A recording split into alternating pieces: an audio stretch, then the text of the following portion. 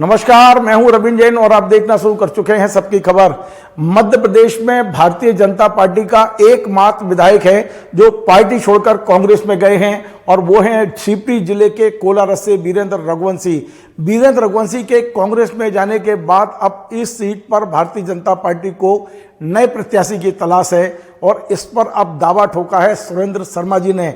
मैं आपको बता दूं, सुरेंद्र शर्मा जी लंबे समय तक राष्ट्रीय स्वयंसेवक संघ के प्रचारक रहे हैं और जब से संघ ने उन्हें भारतीय जनता पार्टी में भेजा है, उन्होंने भारतीय जनता पार्टी में जो भी जिम्मेदारी मिली है 100% देने की कोशिश की है। मैं लंबे समय से व्यक्तिगत तौर पर उन्हें काम करते हुए देख रहा हूं। जहां भी जब भी उनको पार्टी ने कोई दायित्व सौंपा है, उनने 100% लौटाने की कोशिश की है। आज पहली बार है जब सुरेंद्र शर्मा जी खुद पार्टी में टिकट के लिए याचिका की और याचिका लगाई है। पहली बार उन्होंने आवेदन लगाया है और उन्हें पूरा भरोसा है कि यदि पार्टी उन्हें टिकट देगी तो वो कोलारस में कुछ कमाल करके दिखा सकते हैं। आज हमारे साथ सुरेंद्र शर्मा जी, हम उनसे जानने की कोशिश करते हैं कि क्या कारण है कि आज आप पार्टी से टिकट मांग रहे हैं और क्या कारण है कि पार्टी आपको टिकट दे। आपका बहुत बहुत स्वागत है सुरेंद्र जी।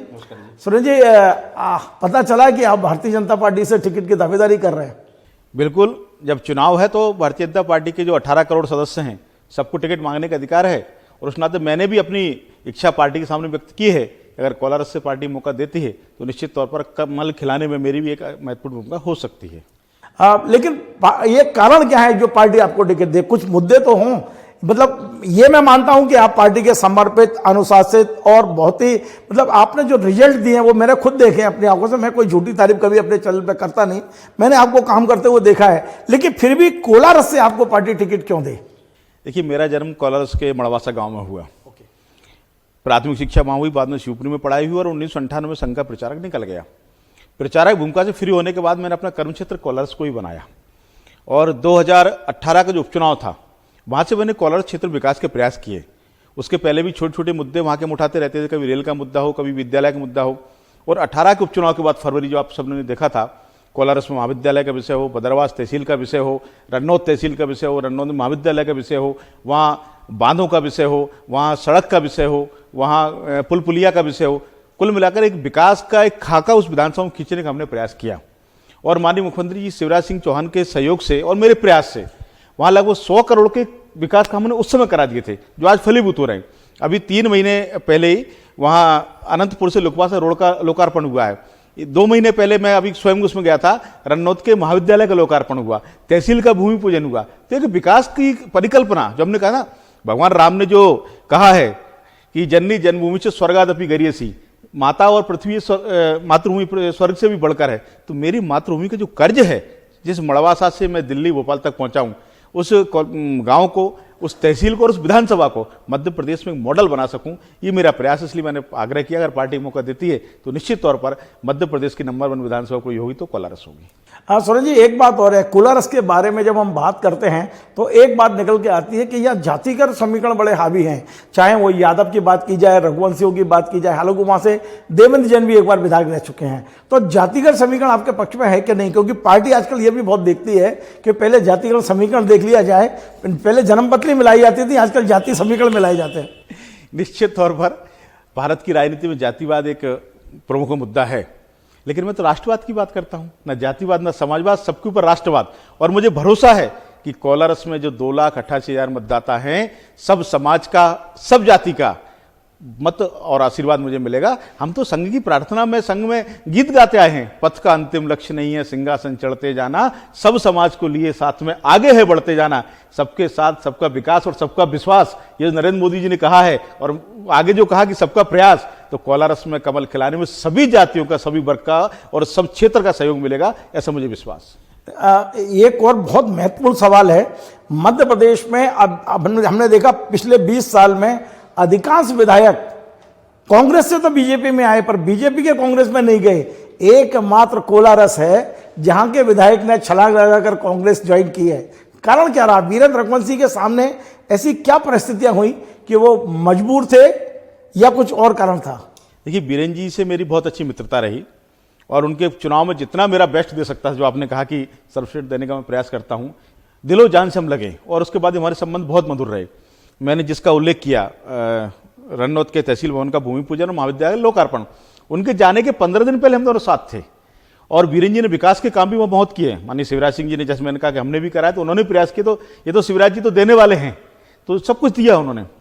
कारण मेरे समझ में आज तक नहीं आया, शायद उनको ये लगा होगा कि उनको टिकट नहीं मिलेगा, क्योंकि चंदेरी विधानसभा जगन्नाथ रघुवंशी जी का टिकट हो गया था। जाति वाला एंगल शायद उनके आ गया होगा, या उनको लगा होगा कुछ कॉलर्स में समीकरण ऐसे हैं कि उनको अनुकूलता नहीं है।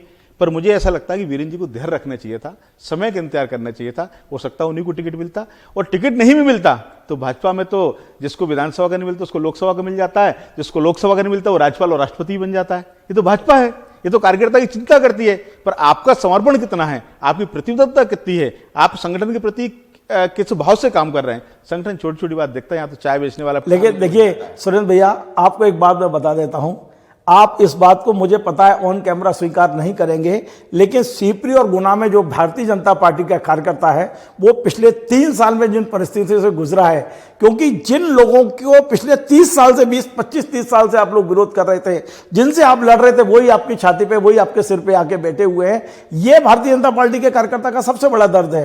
वो सिंधिया समर्थक जिनसे आप लड़ते रहे हैं, संघर्ष करते रहे हैं, आज उनके अंडर में काम करने के लिए जब आप विवश होते हैं तो फिर बीरेन रघुवंशी बन जाता है। देखिए, संघर्ष किस बात का? संघर्ष वैचारिक था।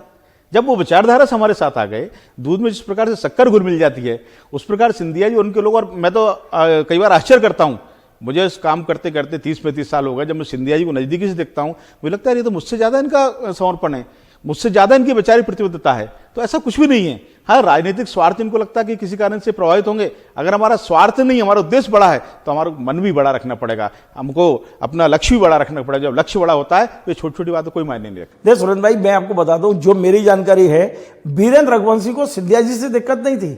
उनकी सारी दिक्कतें थी वहां के जो प्रभारी मंत्री थे महेंद्र सिंह सिसोदिया। महेंद्र सिसोदिया से उनका जो टकराव हुआ है, महेंद्र सिसोदिया ने राजनीतिक कारणों से, जिसने बीरेन सिसोदिया के समर्थकों के खिलाफ FIR कराई हो तमाम, ये शायद बड़ा कारण बना है। और ये कारण केवल बीरेन के साथ नहीं है, आपके कार्यकर्ता, मैं फिर बोल रहा हूं, बोल नहीं पा रहे हैं, लेकिन पीड़ित बहुत है। सीपरी से लेकर गुना तक मैंने ये देखा है कि भारतीय जनता पार्टी के कार्यकर्ताओं को थोड़ा टच करो तो वो फट पड़ता है कि आखिर हमारे करे तो करे क्या। देखिए, मुझे तो आज तक किसी कार्यकर्ता ने शिकायत नहीं की। और संस्कृत एक सूक्त है, उद्यम साहस धैर्यम बुद्धि शक्ति पराक्रमा सडेते यत्र वर्तन्ते तत्र देव सहायका। धैर्य तो रखना ही पड़ेगा, बड़ा मन रखना ही पड़ेगा। और भाजपा में बूथ स्तर से लेकर राष्ट्रीय अध्यक्ष तक आप अपनी समस्या बता सकते हो, अगर उस लायक है तो, और उसका समाधान भी होता है। थोड़ा धैर्य रखना चाहिए था। समय के साथ साथ हर बात का समाधान होता है, समय लगता है मिक्सअप होने में। जब गाड़ी पटरी बदलती है तो खटखट की आवाज तो आती है, लेकिन पटरी जब लाइन पे चल देती है तो स्मूथली सब हो जाता है। धैर्य रखना पड़ता है। एक बहुत महत्वपूर्ण सवाल है, और वो ये है कि आपने कहा बीरेन रघुवंशी से बड़े अच्छे संबंध हैं, आपने उन्हें जिताने में सब कुछ समर्पित किया। कल हो सकता है आपका मुकाबला बीरेन रघुवंशी से हो, आमना सामना हो, तब क्या होगा? बिल्कुल लड़ेंगे। देखिए, चुनाव तो जीतने के लिए लड़ा जाता है, संबंध अपनी जगह है, लेकिन उन संबंधों की मर्यादा रहती है। उन संबंधों में कट तो नहीं आने पाती। हम विकास के आधार पर लड़ाई लड़ेंगे। वो कहेंगे मैं इतने काम कराऊंगा, मैं कहूंगा मैं इतने काम कराऊंगा, वो विचारधारा की बात करेंगे। पर विचारधारा, दुर्भाग्य से बीरेन जी कल तक राष्ट्रवाद के साथ थे, आज उस विचारधारा में चले गए हैं जो विचारधारा कभी ये कहती थी राम पैदा ही नहीं हुए। रघुवंशी बीरेन जी भगवान राम के वंशज हैं, और आज उस पार्टी में चले गए हैं जो कभी ये कहती थी भगवान राम हुए नहीं। आज बीरेन जी उस पार्टी में चले गए हैं जो हमास के समर्थन में अपना पत्र जारी कर रही है। तो ये तो बीरेन जी को विचार करना पड़ेगा, वो किस दल में चले गए हैं। शायद बाद में उनको पछताना भी पड़े, वो व्यक्ति अच्छे हैं। देखिए, आप बात कर रहे हैं विचारधारा की, और आपकी पार्टी ही मनमोहन भट्टी की बेटी को टिकट देती है, जो राम के पुतले जलाते हैं और रावण का मंदिर बनाते हैं। आपकी पार्टी ने टिकट दिया है, और उनकी बेटी के गांव में उनकी बेटी ने ही मंदिर बनाया हुआ जिसने आपने टिकट दिया है। कल आपने पटेल को टिकट दिया मनगांव से, जिसने भगवान राम के खिलाफ किताब छापी हुई है, मैंने खुद वो किताब देखी है। तो आप विचारधारा की बात कहां कर रहे हैं? आप तो ऐसे लोगों को टिकट दे रहे हैं जो रावण का मंदिर बना रहे हैं और भगवान राम के खिलाफ किताब छपा रहे हैं। देखिए, दो बात है। आपने भगवान राम का आपने जिक्र किया, तो विभीषण भी भगवान राम के कुल का था, लेकिन राम की शरण में आने के बाद उनका आचरण क्या रहा?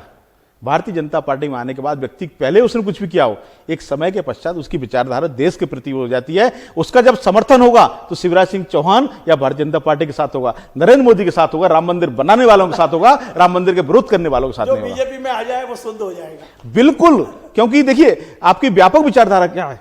अनेक ऐसे लोग थे जो कई बार उनके विचारधारा के खिलाफ चलते थे, लेकिन आज यहां आने के बाद उस दल के साथ नेतृत्व कौन करेगा? देखिए, महाभारत का प्रसंग आता है, भीष्म पितामह, द्रोणाचार्य, कृपाचार्य महान धनुर्धर थे, महान योद्धा थे, पर किसके नेतृत्व में थे? दुर्योधन के नेतृत्व में। शिखंडी भी था, लेकिन नेतृत्व कौन कर रहा था? युधिष्ठिर कर रहे थे। धर्मराज के साथ जो है वो धर्म के साथ चलेगा, ये सनातन काल से चलता आया है। और सनातन का विषय मैंने छेड़ा है तो ये वही कांग्रेस है जो ये कहती है, जिसके तथाकथित गठबंधन बना है कि सनातन तो डेंगू और मलेरिया जैसा इसको समाप्त कर देना चाहिए, तो एड्स की बीमारी है। कांग्रेस के नेताओं को वक्तव्य नहीं आया। तो वीरेंद्र जी जैसे लोग जो दिल से राष्ट्रवादी हैं, निश्चित तौर पर एक दिन उनको पछतावा होगा कि मैंने शायद गलत समय गलत निर्णय ले लिया। चलिए हम फिर से कोलारस लौटते हैं, और कोलारस में एक और बात यह है कि आप भी टिकट मांग रहे हैं, और वहां एक बहुत बड़े धनाढ्य व्यक्ति हैं देवेंद्र जैन, जिन्हें पत्ते वाले के नाम से जानते हैं। सुना है कि बड़े करोड़पति नहीं, अरबपति खरबपति व्यक्ति है। वो पहले भी आपकी पार्टी से विधायक रहे हैं और इस बार वो भी प्रबल दावेदार है। टिकट मांगने की श्रेणी में आप दोनों का मुकाबला कहाँ है? वो कहाँ खड़े हैं और आप कहाँ खड़े हैं पार्टी में? देखिए, खरबपति अरबपति होना कोई अपराध नहीं है। नहीं, मैंने ये नहीं कहा अपराध है, मैंने फाइनेंशियली उनकी स्थिति बताई है। देवेंद्र जी जैन, और देवेंद्र जी से पहले उनके पिताजी स्वर्गीय बचनलाल जी जैन, जब भारतीय जनता पार्टी का कोई हम प्रवास पे जो लोग आते थे, माननीय मोघे जी होंगे, माननीय ठाकरे जी होंगे, शिवपुरी में कहीं बैग रखने का स्थान नहीं मिलता था, वो देवेंद्र जैन का परिवार था। तो पुराना परिवार है। वो शिवपुरी से 93 में विधायक रहे, कोलारस से 2008 में विधायक रहे। तो टिकट मांगना उनका अधिकार है, पर जिसको मिलेगा उसको जिताएंगे। देवेंद्र जी उपचुनाव भी लड़े थे 2018 का, दुर्भाग्य से वो चुनाव हार गए। भाजपा के जिलाध्यक्ष भी रहे हैं, वरिष्ठ नेता हैं। देखिए, उनका छोटा भाई, आप कह रहे हो कि उनके पिताजी के समय से वो समर्पित है, उनका छोटा भाई कांग्रेस में चला गया और वो भी कोलारस से टिकट मांग रहा है। बिल्कुल, जितेंद्र जी भी मांग रहे हैं पर मुझे लगता है शायद उनको टिकट नहीं मिलेगा। टिकट है जो मैंने सुना है वहां किसी का फाइनल हो गया, नहीं, उनका भी नहीं हुआ, किसी और का हो रहा है। ये तो कमलनाथ जी तय करेंगे किसका होना किसका नहीं होना। पर चाहे वीरेंद्र जी हो चाहे जितेंद्र जी हो, दिल में कहीं ना कहीं कमल है। और मुझे लगता है कि वो ये नहीं चाहेंगे कि मैं कोलारस से कमल ना खिले। उनका दोनों का सहयोग और समर्थन कहीं ना कहीं भारतीय जनता पार्टी के साथ रहेगा। कुल मिला के ये कि अब आप पूरी तरह से तैयारी कर चुके हैं, बस इंतजार है कि टिकट मिले, और पार्टी के एक संकेत देते तो आप पूरी ताकत से चुनाव लड़ने की तैयारी में हैं। नहीं, हम तो आज से नहीं, मैं पिछले 5 साल से मैं तैयारी कर रहा हूं, और मेरा एकमात्र उद्देश्य, मुझे टिकट मिले या ना मिले, कोलारस में भारतीय जनता पार्टी जीतना चाहिए। जब आपने जैसा कहा कि मैं देश के हर कोने में गया हूं, चुनाव में भी लगता हूं, मैं दूसरे जिले में जाऊंगा, दूसरे प्रदेश में जाऊंगा, और मेरी सीट पर अगर मेरा विधायक नहीं होगा तो मेरा मान सम्मान क्या रहेगा? तो पहले इज्जत घर में होना चाहिए। आपको मैं एक बात और जोरदार बताऊं, मैं किसी भी चुनाव में, वो लोकसभा का हो या विधानसभा का हो, लोकसभा में अपना मेरा जो बूथ है मड़वासा, मेरी भूमिका किसी भी रूप में हो, पर 2 दिन के लिए वहां अवश्य गया हूं कि मेरा बूथ जीतना चाहिए। और जिस दिन से मैं सक्रिय हुआ हूं, मतलब वो वहां तो वातावरण ये था कि स्वर्गीय राजमाता साहब भी भाजपा जब चुनाव लड़ती थी तो मड़वासा नहीं जीती। मैं इस प्रकार कांग्रेस का वातावरण था। पर आज जब से मड़वासा का मोड़ा कोलारस में दौड़ा है, वो बूथ भारतीय जनता पार्टी जीतती है। प्रत्याशी कोई भी हो तो भाजपा को जिताना अपने बूथ पर, अपनी विधानसभा, अपने जिले में, ये मेरा फर्ज है और उसमें प्राणोपण से मैं लगने वाला हूँ। एक और आखिरी प्रश्न है ये मेरा, वो ये कि ऐसे माहौल में जहां पार्टी का टिकट यदि मांग लिया किसी ने और दूसरों को मिल गया तो फिर पहले को हराने में लग जाते हैं, ऐसे माहौल में यदि सुरेंद्र शर्मा जी ये बोल रहे हैं कि टिकट किसी को भी मिला, पहला कर्तव्य मेरा बीजेपी और कमल है, तो ये बिल्कुल तय रहेगा चुनाव में टिकट किसी को भी मिलेगा, आप केवल कमल की तरफ देखेंगे? 100% भारतीय जनता मन में कोई गिलानी नहीं होगी? कोई गिलानी नहीं, क्योंकि अब तो राजनीति में एक दूसरे के पैर पकड़ के खींचने की परंपरा शुरू हो गई है। खींचने वाले कोई और होंगे, मैं तो संघ का स्वयंसेवक हूं जी, मैं विद्यार्थी परिषद का कार्यकर्ता हूं। संगठन मेरे लिए सब कुछ है। वृत्त क्षेत्र में नाम छपेगा, पहनूंगा, स्वागत। लेकिन आप देखिए, आपके भंवर सिंह जी शेखावत, आपके कैलाश जी के बेटे, जरा सही उपेक्षा हुई और पार्टी छोड़ के चले गए। अब देखिए, यहां एक विषय आता है। भंवर सिंह शेखावत बहुत पुराने नेता हो सकते हैं, दीपक जोशी बहुत पुराने नेता हो सकते हैं, पर दीपक जोशी वो व्यक्ति है कि विद्यार्थी परिषद के खिलाफ विद्यार्थी मोर्चा वो भोपाल में चलाते थे। अनुशासनहीनता कहीं ना कहीं इन्होंने पहले भी की, उस समय कैलाश, और उस समय भी एक बार ये पार्टी छोड़कर जाने वाले थे, तब कैलाश जोशी जी ने कहा कि मैं प्रदेश अध्यक्ष हूं, मैं पहले पार्टी से इस्तीफा देता हूं, तब तुम कांग्रेस में जाना। अनुशासनहीनता इनके स्वभाव में है। और आज दीपक जोशी पछता रहे होंगे। दीपक जोशी माननीय कैलाश जोशी के चित्र लेकर कांग्रेस कार्यालय गए थे। दीपक जी, ये कांग्रेस वाले वो हैं जो राजीव गांधी के पिताजी के चित्र नहीं लगाते, आपके पिताजी के चित्र क्या लगाएंगे? दीपक जी को ये समझना पड़ेगा, और इस चुनाव के बाद दीपक जी भी पछताएंगे। चलिए, बहुत बहुत धन्यवाद। तो ये थे सुरेंद्र शर्मा जी, जिन्होंने कोलारस से दावेदारी की है, लेकिन बहुत अच्छी बात है, समर्पित कार्यकर्ता हैं, संघ के संस्कार इनके साथ हैं, और इनका साथ कहना है पार्टी किसी को भी टिकट दे, हमारा एक उद्देश्य है कि कोलारस में कमल खिलना चाहिए। आपका बहुत बहुत धन्यवाद।